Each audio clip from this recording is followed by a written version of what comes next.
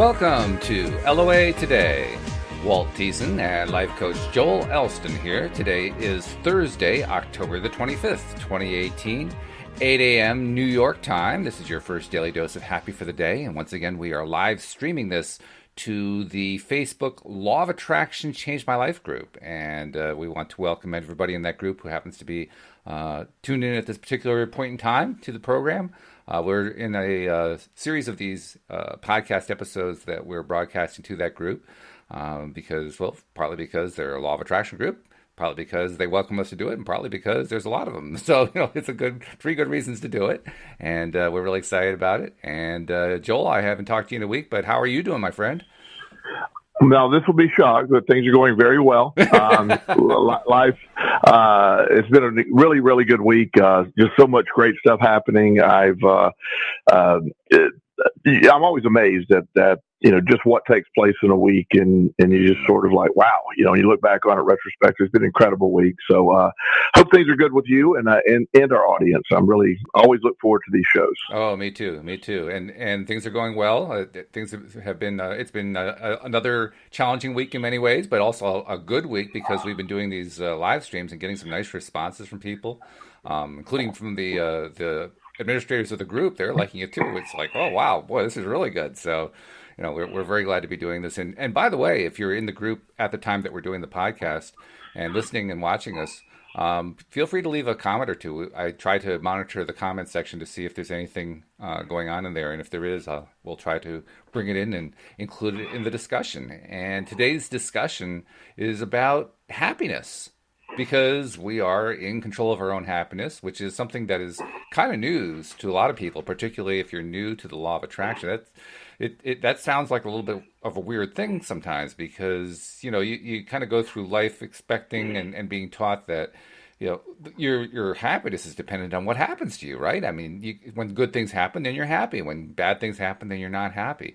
But that's just not the way it actually turns out.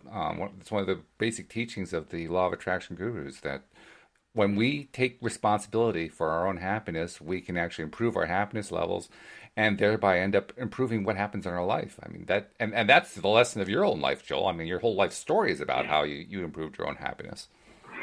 Well, that the concept that you're talking about it, I think it is counterintuitive to how we were all raised. Yeah. We're almost all taught or believing in the concept that when this happens, I will be happy. When I have enough money, I'll be happy. When I have the right relationship, right, I'll be happy.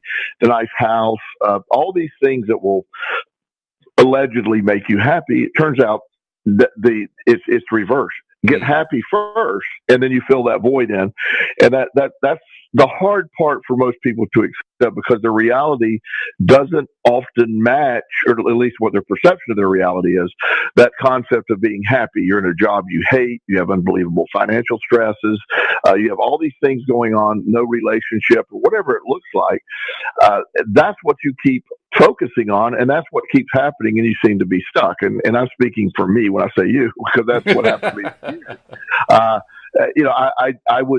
I was in this downward spiral that just never seemed to stop. But as I realized, once I understood, I'm in charge of my own happiness. I get to dictate, am I happy today or not? And it's the concept that I use in my practice with my clients, and it's one of the things that I get a lot of pushback from traditional therapists is that you're not responsible for because a lot of stuff happens to you and there are traumas, and you're not responsible for how you feel. And I challenge that directly. I certainly acknowledge traumas, but the statement that I always say to my clients is, you may not be to blame for what happened to you, but you certainly are responsible for feeling better.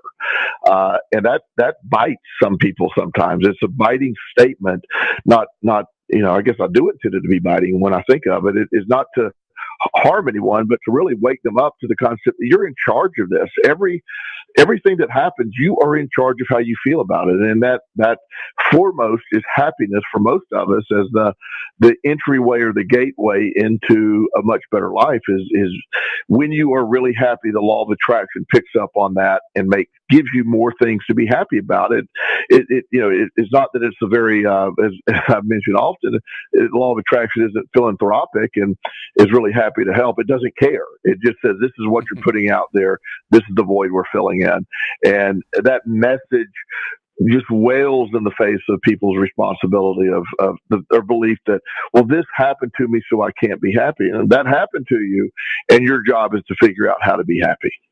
Well, that raises the ultimate question, the obvious question, which is, okay, like you said, we were brought up to believe that happiness is outside of our direct control, that it's based on what happens to us, that it's based on how other people treat us and so forth. How do you take responsibility? I mean, how do you actually shift how you feel? Because, I mean, that was the issue I remember experiencing back in 2007, 2008, when I first got exposed to the whole concept of the law of attraction. Just faced with the idea, well, first of all, I have all these negative thoughts going through my head all day, so now I have to deal with those somehow. And on top of that, I have to actually move my feelings to a happier zone. And I've never done that before. How the heck do you do that? Well, if anybody does, obviously if you're driving, you can't do this, but if you are home, you may want to get a pen out because I have a step-by-step method of how to do this. Okay, all right. Okay, step one is be happy. And then that concludes the comprehensive step-by-step method. It sounds so amazingly condescending, but truth be, that is that simple. We want a more complicated answer, but it really is a decision, a button you can press. When I look at my life, when I look at where I'm at, if I have nothing but a pulse today, I have a shot. I have a chance. I have something to do. Or I can look at all that went wrong or all that has happened. I have a client that I work with, and this has been many years ago, so he's come a very long way, but he was a very, very entitled, very wealthy family, and he had a television package from DirecTV that I didn't even know existed. They don't advertise it. It had every single channel available in the world. It is. I think it was around $1,400 a month. His family was paying for this. Yeah, it was crazy. Oh my goodness! And at one point, I think there was like 1,700 channels he had available at any one time, not counting the movie channels and all the other stuff that goes with that. So, wow. I get this random call from. This is a true story. That's what makes it even more bizarre. I get this random call from him one day, and he said, "Joel, I have a problem." I said, "What's wrong?" He says, "C-SPAN 4 isn't working." And I'm like, well, and for people who are not in the United States, C-SPAN is there are, I guess, 4 or 5 of these channels that are feeding various government meetings and so forth to viewers who want to watch. So you can watch the U.S. Congress in action, or you can watch presentations by the president or the State Department or whatever. That's what C-SPAN is for. Right. It's just a direct broadcast, no commentary. As dull as it sounds, it's even worse. It's really that bad. So anyway, so when he mentioned C-SPAN 4 isn't working, so I'm trying to process what that meant. First of all, I said, well, number one, do you even watch any of the C-SPANs? And he goes, well, no. I said, well, how did you discover it's missing? Well, I was just flipping through the channels. I realized that it wasn't there. I said, well, the 1,700 other channels are working. Well, that's the one that's not working, and I want to know why. And I'm like, well, so your life is dependent, or your happiness is now dependent on whether C-SPAN 4. And sure enough, it had nothing to do with DirecTV. It was the source of the broadcast wasn't broadcasting, and they fixed it. But I use that as an analogy in a sense of, wow, we tend to have a focus on what is wrong. And sometimes we're almost scanning the horizon for what is wrong or what is there to worry about. And that is the $1 million problem that costs you everything. When I say, most people are expecting $1 million answer, that's $1 million problem. That's robbing you of happiness. When your focus and filter is on what is wrong or what do you need to be anxious about, happiness can't coexist with gratitude and the other stuff. It just doesn't work. So when you're looking at what's wrong, you're very, very upset about that, and it's something so benign versus what is going on? What's going great in my life? What's going, what is really good? I'm here. I'm healthy. Even I'm not healthy or whatever you have going on, you're still here.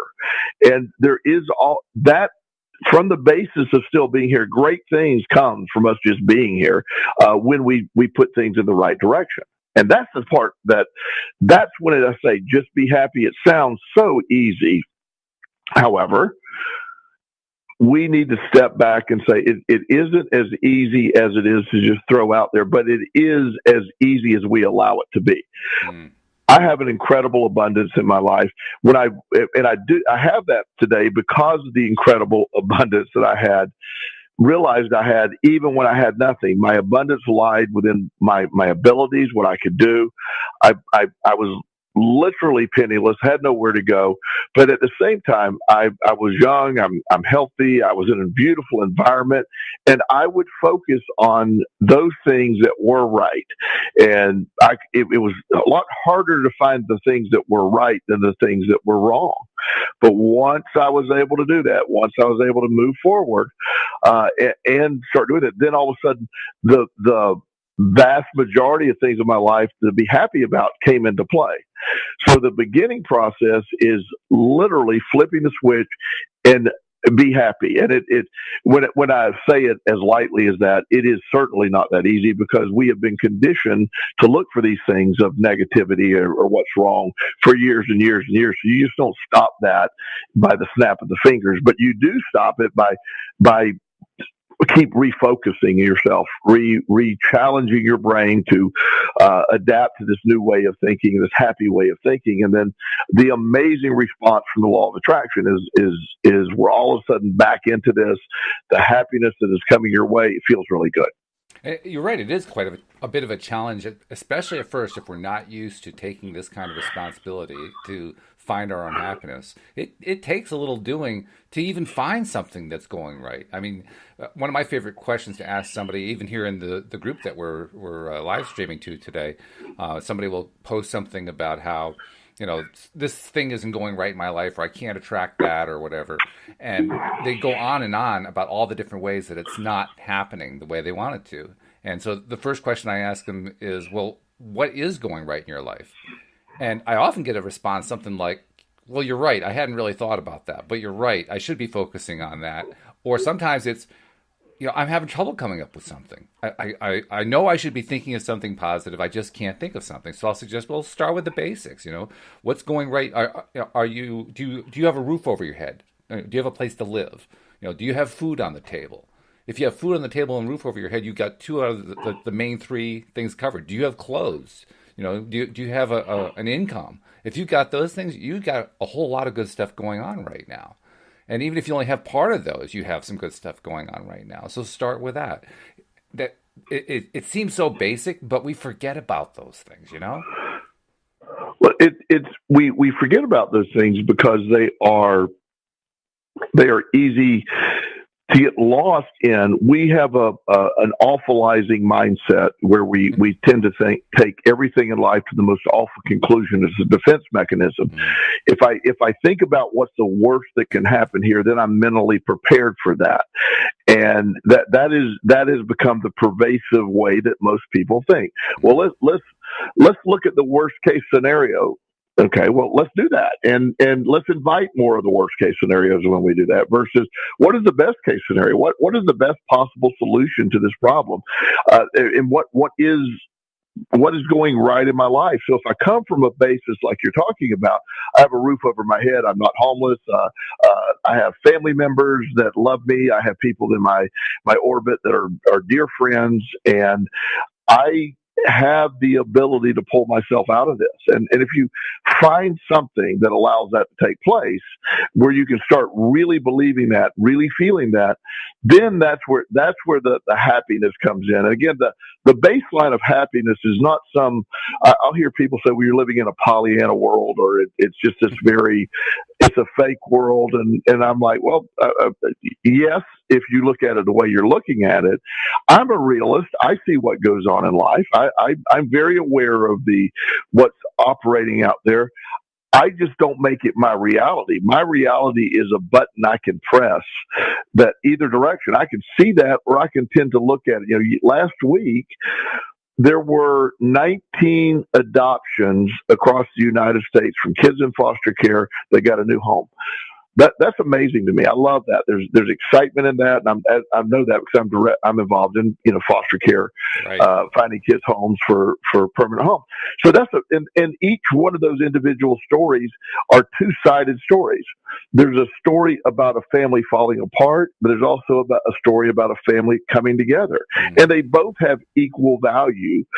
It's just what do you want to place the emphasis on? I view it as a miracle that all these people come together and they figure out a way to make a family out of destruction. Or you can look at, oh, wow, that happened because this family it fell apart. It all depends on where you've been and what you've been through. And you get to look at that. You get to choose that. And so when you wake up every day and I work very hard to avoid the news, and sometimes you can't help it just because it's so much in your face. But at the end of the day, I'm looking at my reality, and my reality is just an incredible world that I'm living in. I feel great. I'm happy every day of my life because I've made that choice to be happy. And I've had some horrible things happen in my life. So the idea that I can't, that I can choose to be what happened to me, or I can choose to be the solution of what happened to me. And the latter works best for me. And our regular podcast subscribers and listeners pretty much know your life story because they've heard it, pieces of it, and even the whole thing over and over. But people in the Facebook group that we're live streaming to may not have heard him before. Can you just give like a quick overview of like the worst hits of Joel Elston, because you went through quite a few of them? Well, yeah, I've battled a severe addiction, severe depression. I ended up homeless. I ended up in jail, all due to my own behavior. And, I have depression runs deep in my biological family. I had my biological father committed suicide. That'd be maternal grandfather committed suicide. I have two uncles that are alcoholics. I have just mental illness that runs and suicide that runs through my family really deep. So, at some point I'm like, well, that's clearly, that's what you're thinking is that's the obvious end to my world, especially with a severe addiction. But when I was able to change that cycle and realize that my own victim mentality of all that is what kept driving me more to be a victim, that changed everything for me. And I realized that I was independent of all this if I chose to be, or I could give it as much power as I want to be. And so I quit allowing my past to dictate that. And then as I've gotten toward my recovery, just this incredible chain of events happened that would take hours to tell. But it just is simply, I got into recovery. I started working in the field of addiction work, and that progressed into a life coaching focus with still work with a lot of addiction. I've adopted 3 children. I have just an incredible life right now that I've written a book, do public speaking. I have 2 other books in the works. I have just amazing stuff going on. And it all is the same life. It's just how you choose to, where do you tend to focus on? I look at it as an incredible comeback. I'm grateful for that horrible time because that horrible time shaped the person that I am now. I don't view it as a negative. I learned how the value of struggle made me better and stronger. I look at failure entirely different. I love to fail. I try so hard every day. I try to fail every day. So I've just got to redefine what life meant to me, and that was my decision. I caused the problem, and I was the solution to the problem. And the victimization mindset is I'm helpless in all this, and I can do nothing. And it starts. I had to realize I had to start. I was miserable. Start being happy. I cured chronic depression. I've been in recovery from addiction for over 23 years, and there was no amount of medication or anything that was going to help until I made a decision to become happy. And that's the bottom line. That's pretty powerful stuff too. And by the way, I mentioned that our subscribers know most of Joel's life story because they've heard it over and over in various pieces through the episodes that we've done over the years. If you're not yet a subscriber, especially if you're in the Facebook group, I posted into the description that goes with the post where you're seeing this video, links for how you can become a subscriber and get all of the episodes that we do here on All the Way Today streaming right to your smartphone every day. So please take a moment to subscribe and get all the stuff that's coming right to your smartphone, and you can play them anytime you want to. You don't have to be in the Law of Attraction Changed My Life group at the right time. You can just listen anytime you want to. So please become a subscriber. And also, please share on both in the group and throughout your favorite social media channels that you're listening to loatoday-net, because that's how we reach more and more people, how we deliver their daily dose of happy to as many people as we possibly can, because we want to seismically move the earth. We want to have huge numbers of people discovering that they are in control of their own happiness and that they can turn their lives around. They can get into that place like Joel is right now, where life is great. Life is abundant. Life is wonderful. So please do that. And Joel, you mentioned something that is a constant theme of yours, but again, the members of this group may not know about it. The theme of struggle. A lot of people don't like the word struggle, but you have a completely different take on it, partly for the reasons you were talking about, but expand on that a little bit. Why is struggle so important? Well, so much with the law of attraction is how you perceive things. And there's certain words that automatically have a negative connotation, and we avoid them. For example, there's two words to me that have opposite meanings. Most people would most humans, I think, seek comfort. And comfort sounds so nice and soft. I think of mashed potatoes and a lot of gravy. When I think of comfort, yeah. But comfort is a place where we almost are attracted to. And then when you use the other side of that, in a sense, is struggle. And struggle is what we avoid at all costs. We hate to see our children struggle. We hate to see people struggle. Well, I realized along the way that my definitions of those two words were reversed, in a sense that struggle was my ultimate gift. Struggle made me far stronger than I ever could have been in life.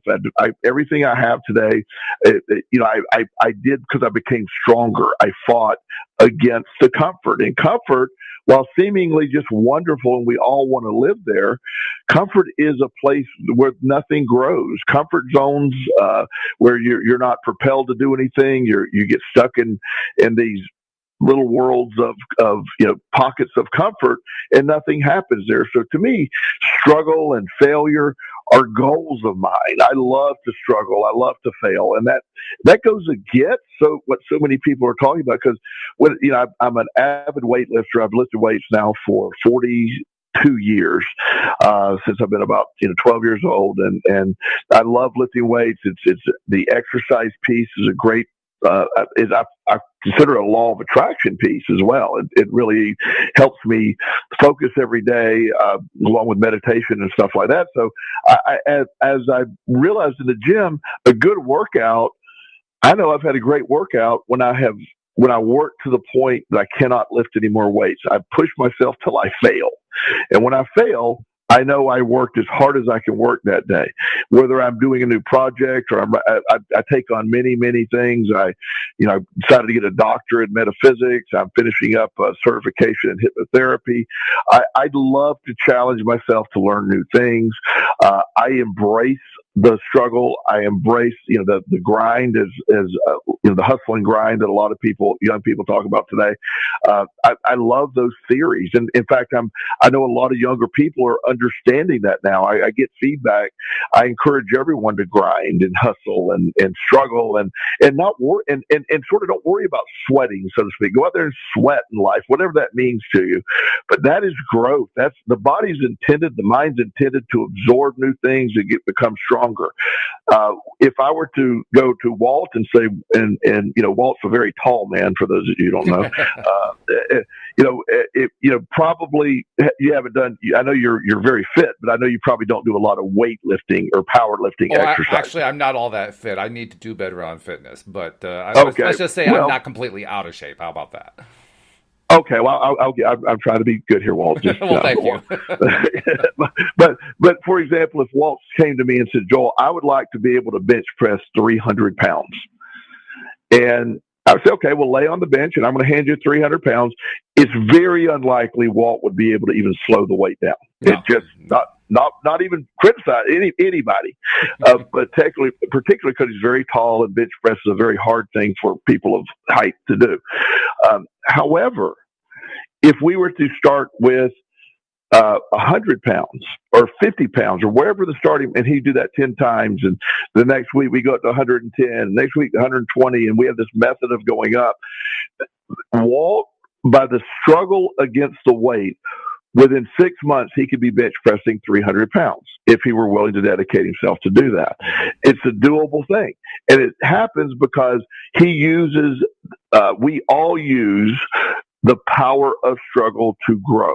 The power of struggle is a great gift. We were meant to grow, and we're challenging our muscles when we lift weights, or our mindset when we're trying to improve or learn new things. That's great. You become strengthened by that. So I like to own my struggle. I like to own my failure. Now, there's a difference between failure as a tool and failure as an end result. I have failed multiple times, but I am far from a failure.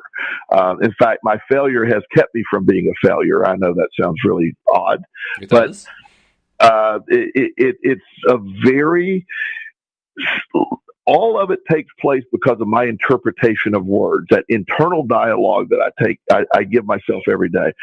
If I view struggle and failure, and like, to me, most people, here's one that always gets confusing, is suffering. Now, I view suffering as very negative. Suffering is a woe is me. I'm being punished. The world's attacking me. I'm going to sit here in suffering. I'm going to suffer. Now, to me, that's not a positive mindset at all. But struggle is awesome. Struggle is strengthening. Struggle is growth. Most people use those words pretty close together. Oh, yeah. And I view them differently. So I don't think struggle is suffering. I don't think it is at all. I think struggle is growth. I think suffering is a lack of growth.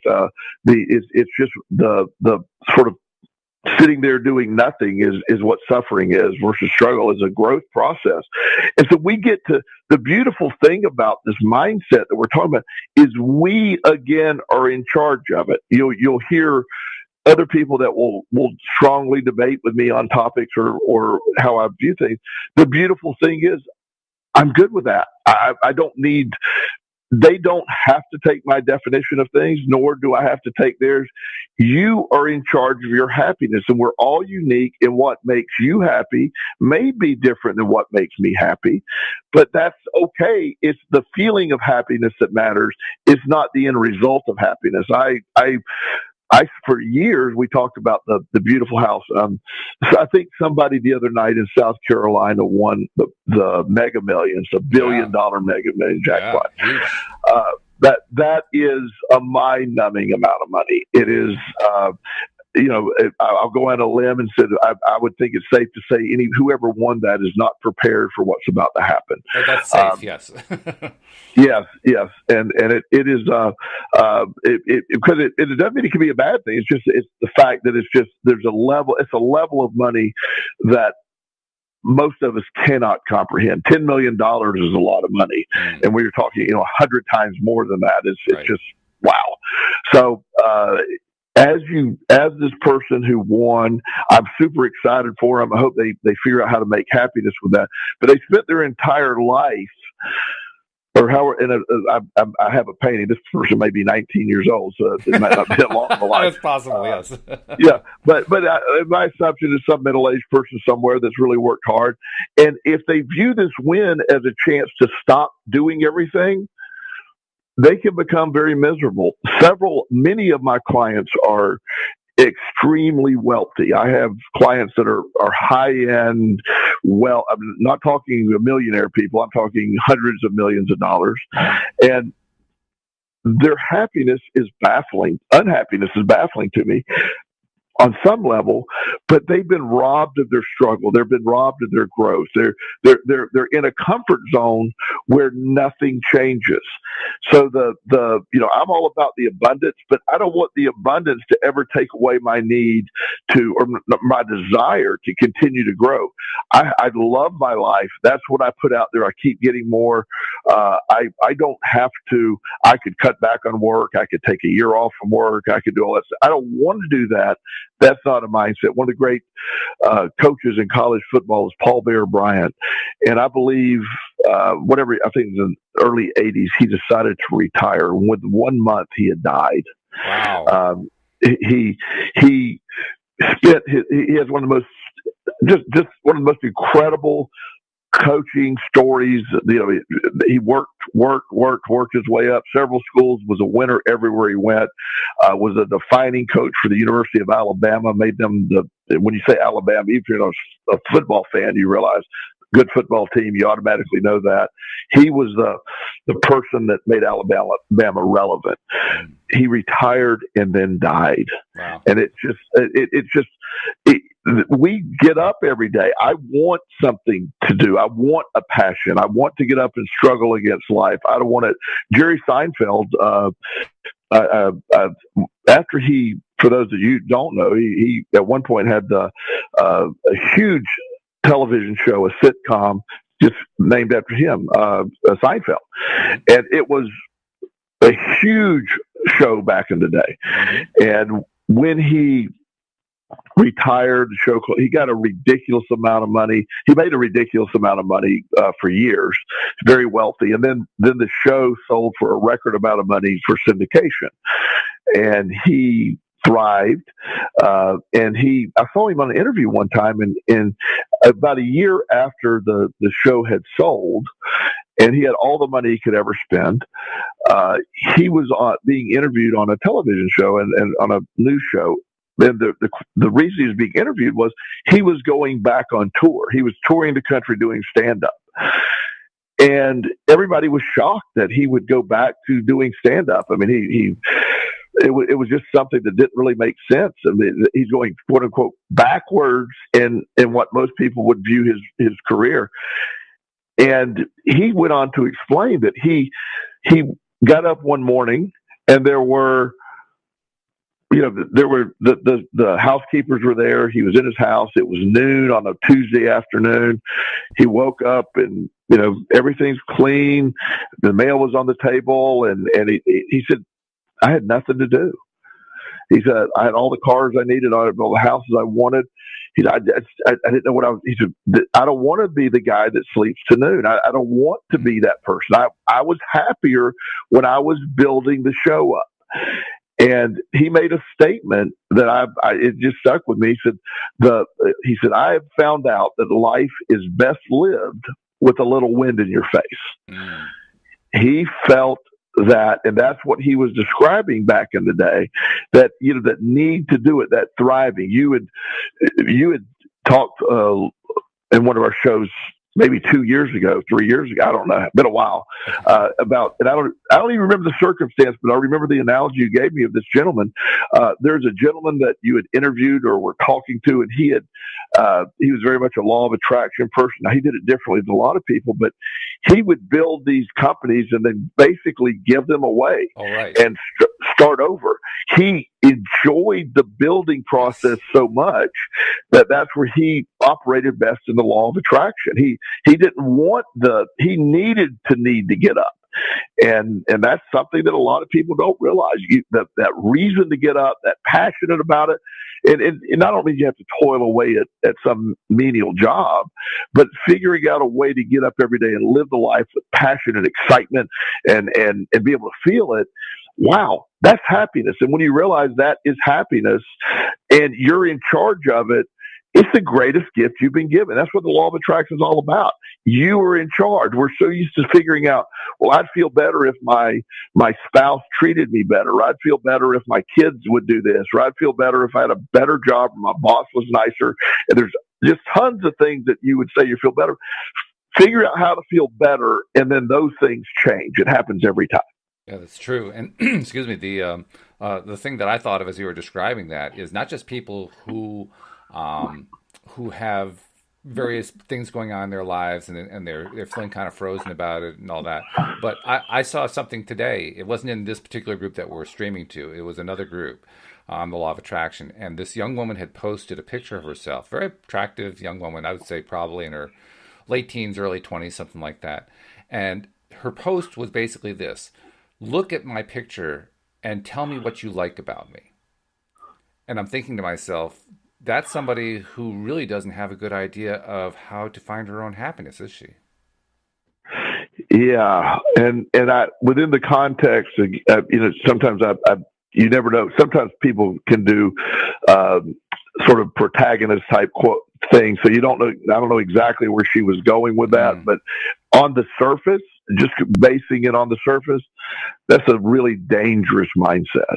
A very dangerous mindset, I believe, of please tell me what you like about me, so I can fill that blank in, and versus I don't need to be defined by that. I am happy with me, and I'm happy with my life. And when you rely on another person or another situation to make you feel, then you're never going to be satisfied. It's never going to feel right. You're never going to be attracting your own law of attraction abundance when you're allowing other people to dictate everything going on inside of you. Yeah, it's true. In fact, Cindy Chavez and I were talking yesterday about the fact that you actually cannot feel unless your attention and your focus is on right now. Like if you try to imagine about something that you want to happen in the future, you actually can't feel that because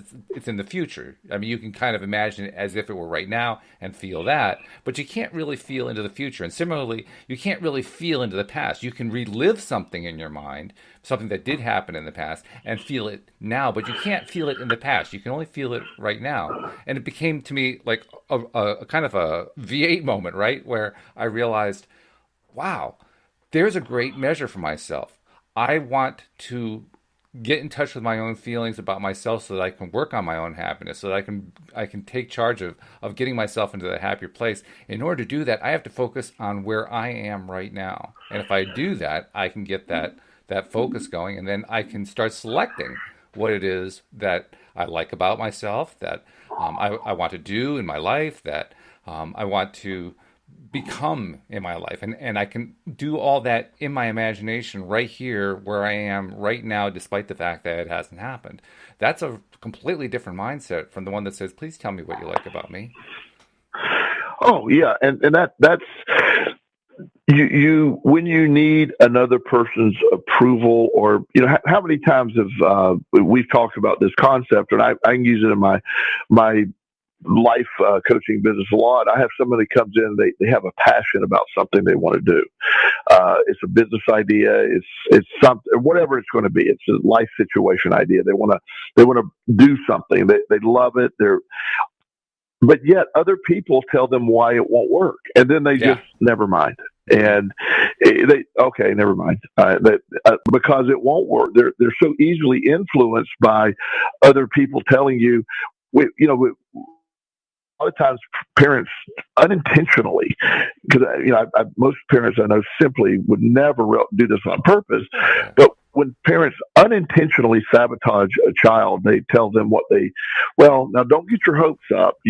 Let's be realistic, and you almost give the negative feedback that shuts them down and coaches them that, well, now that doesn't apply to you, or, and it really, really is pervasive in our life, in our culture, to go out there and we need to play a role where our kids, they need to understand they're going to have to work for what they want, but at the same time shutting them down for their ideas is just a reinforcer of what society is saying. Well, this won't work, or your situation is dictated to you, versus my situation is mine to control, and I do that by starting controlling my perspective, and that that message is not delivered very accurately or frequently. Mm-hmm. In fact, it makes me think that again, the distinction between somebody who is looking outside themselves for validation and someone who's looking inside themselves for validation.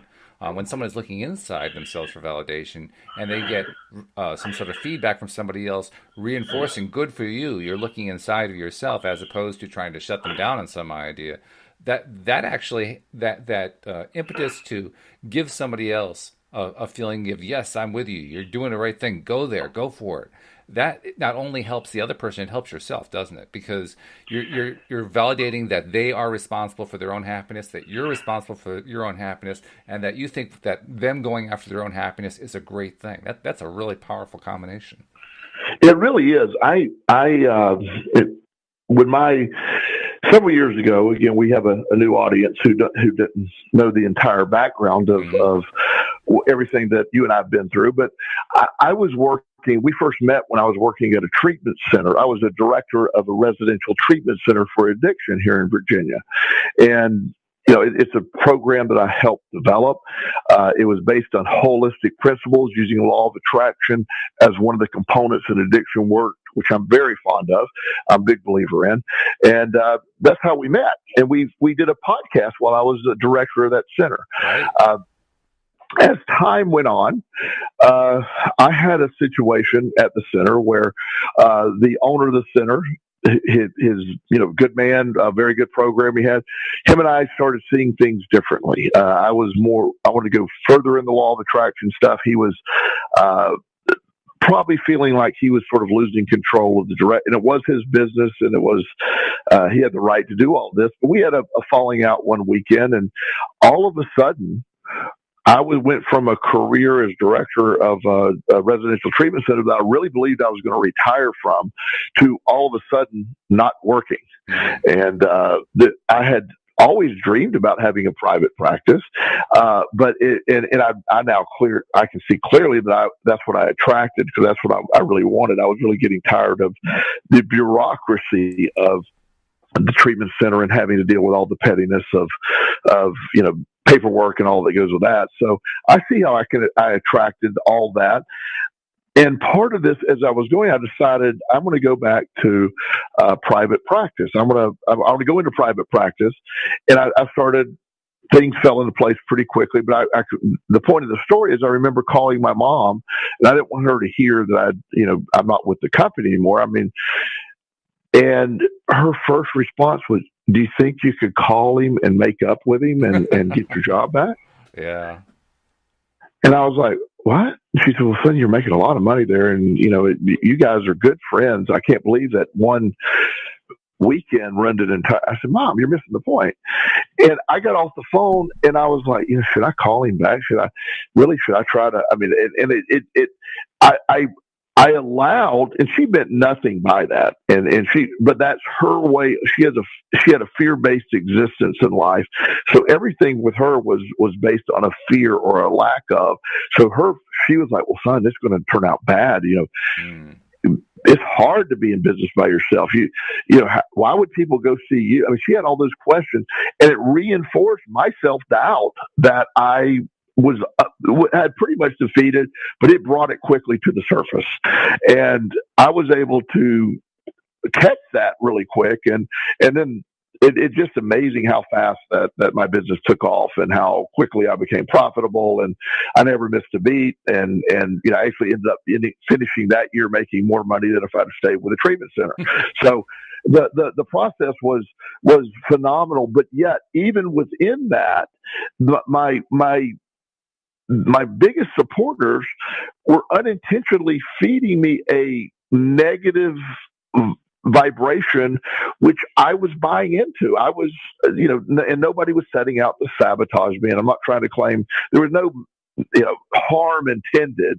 In fact, if anything, my mom's perspective was, let me help protect you, because, you need to go sort of go talk to this gentleman, apologize and beg him for your job back, because that, you're not going to be able to do better than that job. And it was based on her history. And I was susceptible to that for about 8 minutes, and then I hung up. I'm like, absolutely not. I am not falling for that. And it changed. And you know the story in greater detail. And it's done nothing but go straight up ever. It's been an amazing chain of events. And I could not be happier in my life. And that was a necessary step. But it sure was a test, so to speak. And I think that's sort of a lot of what a lot of people go through, is they go through that, that fear-based and I can't be happy unless this happens. Well, the truth is I'm exceptionally happy, and I required nothing for that to happen. Right. Well, you effectively demonstrated by your example that the lovely scenario I laid out about one person being completely supportive of the other person and how powerful that is. But you also basically point out how rare it is, too. It is a very rare thing. And more often than not, we do get unintentionally shut down. And you're right. I'm sure your mom had no intention of shooting you down at all. But nevertheless, that is a very common thing to happen. So you described, or at least you alluded to the fact that you had already done a lot of work to basically overcome being dependent upon somebody else's evaluation in order for you to move forward, so that you wouldn't be weighed down by somebody like this saying, well, you really can't make it on your own. You got to go get the job back and all that kind of thing. So, right. So for somebody who is maybe not in the place where you are, who hasn't had the really horrific experiences that you used as springboards to become where you are today, it's just for somebody who's still dealing with some struggles, they don't necessarily have that support network. So how do they get themselves into that same mindset that you were in, so that, because clearly you had enough mindset that even though for about 8 minutes, as you said, you were kind of buying into it. And then you said, no, I'm not going to buy into that. How did you shift that? Because that shift, like you said, it turned your year into something even more successful as a result. Well, and I had been through so much to that point. So it knowing how the law of attraction worked and how it led me to that place.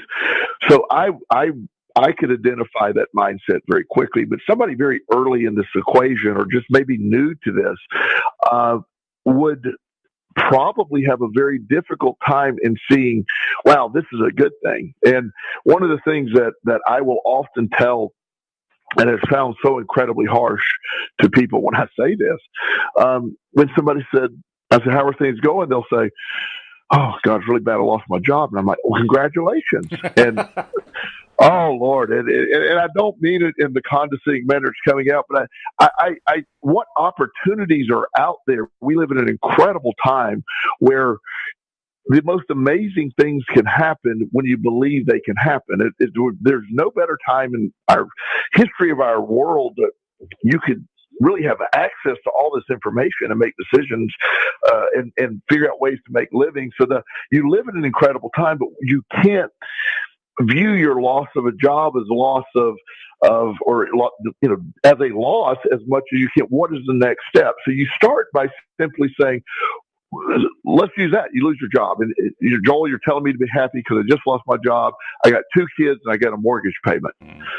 It's overwhelming. And so I'm not trying to minimize how that feels. It's not a great place to be, but learning to feel great within that is how you're going to have that next step, and being able to press that button and say, look, I have so much going for me. I have this incredible drive. I'm happy. I want to be successful, much more successful. I have an abundance already. And you literally fake it till you make it in the beginning. You do a self-talk where you start to believe it. You live it. You look at it.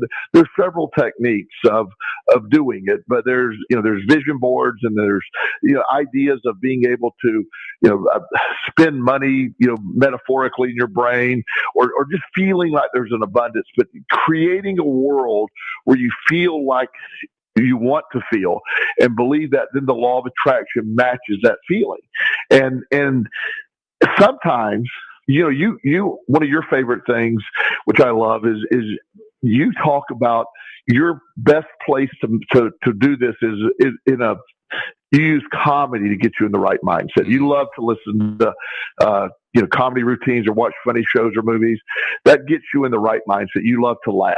And that's a great place. So that. So you have, some people may have to figure out what their button is. For me, it's that state of gratitude. I can find things to be grateful for. I spent 30 days in jail 24 years ago, and I figured out a way to be grateful for that. I was grateful for the fact that I had survived what I've been through with my addiction. I'm grateful that this was going to represent a new beginning. Jail was by far not the worst thing that ever happened to me. And that was a huge shift in mindset. I spent my entire life fearing going to jail, and jail turned things around. It represents to me a great pivot in my life. I don't view jail. I still talk about it now, and I do not view it as a negative experience. So when I say that, I don't want to go again. No. But it certainly was a necessary event at that time that changed everything. I would not be who I am today if I didn't go to jail. Thank goodness. It's an amazing thing to hear somebody say, but after I've heard you express it over the years and the various stories that you've told associated with it, I can see why you come to that conclusion. And it also makes sense to me that you had some really horrific struggles earlier on in your life. But given all that, I can understand also your view about struggle and why you think struggle is so good. And you actually have helped convince me to some extent that struggle is important. I like the disclaimer there, Walt, to some extent. Yeah, you're getting there. You're getting there. And to some extent, but that is the truth. That struggle of that you have experienced, I've experienced, when you start viewing it at all as, it's almost like, what do you got? You wake up one day and you realize you're 100% successful in surviving what you didn't think you could survive. That's amazing. That's an amazing stat. So I'm going to go out on a limb and think you're going to continue to survive. And not only that, if you can accept that, why don't you start thriving on top of it? Why don't you start feeling like I can handle anything? So life has thrown me some horrible curveballs, even when things are going really well. And then at some point, and I'm using a baseball analogy, which is very odd for our listeners who don't know. Joel is not a baseball fan at all. That's not true. Walt, if I need to sleep, it's something I can't turn on. So, but other than that, no. But life will throw these curveballs at you, and part of it is you can be affected by them or learn to hit them out of the park. And this is the message of the law of attraction. It is the answer to all of this. That's what's so exciting. And the frustrating piece is when in the beginning, what we're talking about goes literally against what the universe has told us. It tells us what you think the universe, what families have taught, the worst case scenario people. It goes against that. Very hard. That's true. Yeah, and I think probably that's where the biggest struggle comes in. And by struggle, I mean the thing that we all end up having to face when it comes to trying to learn to be a successful, deliberate creator. And that is dealing with the fact that even in our darkest stuff, the stuff that seems most impossible to us, we really can take control. We really can be responsible for our own happiness. We really can do it. And when we do it, that's when the amazing things happen. But that's a lot. That's a lot to face up to. It's a lot, not just face up to, but to accept. I mean, I'm in the middle of this horrible thing and I can actually be happy in it. That takes some doing. That twist against the reality that most people have been fed. So it's the equivalent of me telling you something that you have a core belief and that you're wrong about that. It's like, okay, Walt, the color red, what you believe is the color red is really the color blue. I'm not going to convince you of that. No, not really. Yeah. I mean, I could try, but it's something you believe with all your heart. It's almost that same level. You can't convince me that struggle is good. You can't convince me that my comfort is bad for me. You can't convince until you start to see it. We're the most resilient creatures on the. I value resilience above all else. It is the most, to me, the absolute best human character trait that can be developed. Learned resilience versus learned helplessness. The law of attraction teaches us to be resilient. The learned resilience piece allows this to happen. The learned helplessness piece creates victims and all that's associated with being a victim of all of life. Mm-hmm. Yeah, resistance the resistance comes from within. That's one of the things that you learn a little bit later on when you're studying how this law of attraction stuff works. You know, no matter which teacher you're listening to, whether it's Abraham Hicks or Neville Goddard or Napoleon Hill or any of the other people over the years who have been able to teach us so much about how this whole thing works. Resistance is the piece that you don't hear about first necessarily, but you do finally end up hearing about it. And that resistance is a way of describing how we basically block ourselves from believing in ourselves, which sounds strange, but we really do it. Well, it's what causes everything. It's that resistance that it's unintentional. And I wish it were as easy as, boy, I want to say I'm happy and I'm going to be happy. Learning to feel the feelings are what the law of attraction, when you can, what does happiness look like to you? What does that picture look like? Live in it, feel it, smell it. You know, I can create that feeling of happiness and that feeling of just pure joy. And then from that, I can do everything. I try not to make any decision in life based on when I'm in a mindset of anything but joy or happiness. That's definitely the way to do it. We got a couple minutes left. I just want to remind people, first of all, if you're not a subscriber, please do subscribe because, I mean, you can tell if you've been following any of the shows that we've been doing. Headband. Whoops. I think we had a reconnection there, Joel. I'm sorry. Did you lose me? Well, I think you actually were talking, and I thought you were done, so I just started talking, and then all of a sudden you were back. It's like, okay. Okay. Well, the point is the concept of meditation and happiness and making decisions. You're going to continue to feel better, and then that's when you're going to make the best decisions, and you're going to follow through in life that way. Yeah, that's true. That's true. Very true.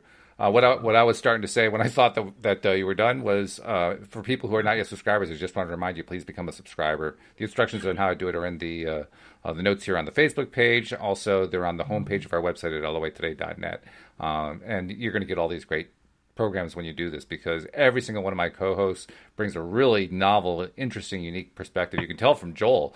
I mean, Joel has probably the most amazing perspective of all of my co-hosts just because, Joel, you've lived the most amazing life of anyone I know. I mean, and you're continuing to live it. And you've gotten to the point now where your life is just... I have trouble finding anything that goes on in your life that you don't like. You love everything that's going on. And I'm just so amazed and impressed by that. Well, I appreciate it, and you know the reason I do this show every week is I truly find it valuable. We've never met face to face, but yet I consider you a very good friend, and it's something that I find valuable. I love. This is a piece of my life that I love. I get up every day. I schedule this show every week on purpose because this is my value. I love doing it. So you're right. It living a life where you love it. All you do is bring more things in. It's funny, too, because we actually, for a time, did live about an hour away from each other. When Louise and I lived in Virginia, we were about an hour from where you are. We were in Warrenton, you're in the Richmond area, and yet we still never connected, other than through doing this. And as I think about that, it occurs to me, that's actually probably a good thing in some ways, because this venue, this podcast that we do, this is where our best connection happens anyway. It would almost be like sacrilegious not to do it this way, right? Yeah. In fact, a few weeks ago, we almost had this chance meeting. You're going to That's be right. right. Yeah. Yeah, our schedule didn't match, but it was, on some level, it's like, well, obviously one day we are going to meet, but it's almost in between there. It's why. I mean, there's no point in it at this point. Yeah, it almost would have spoiled it if we'd actually been able to connect that weekend. It would have been nice, but Yes, exactly. But it just didn't work out that way. But that's all right. It was a good thing. So yeah. Let's just leave it with one final thought for people who are still trying to get and still trying to figure out how to apply the happiness in their own life. I mean, if there's one thing you would tell them, what's the one thing they can do that will get them there fastest to help them take that control? Find the place that you have been happiest at in your life, and try to not so much focus on what was happening then, but how you felt then, and try to emulate that feeling again. At some point, it might be a childhood experience where you felt just gratitude, grateful, whatever, happy, any of that stuff that's going on. Figure out what was going on then and try to feel that again. Not so much the event as much as the feeling, and then learn to replicate that feeling. That's how you start off with a little teeny bit, a little happiness every day, eventually becomes to a lot. It grows into a lot of happiness. And for those who want to have the coaching experience with Joel Elston, because he's obviously an excellent coach, Joel's available at joelelston.com. So be sure to check him out there and contact him. There's all kinds of ways to contact him through his site. Joel, as usual, it's been a pleasure. I look forward to doing this every week with you. Walt, it's great to talk to you, my friend, and I'm so glad we're being able to share this with our new Facebook friends, too. Absolutely, yes. And we'll see you all next time here on LOA Today. Goodbye, everybody.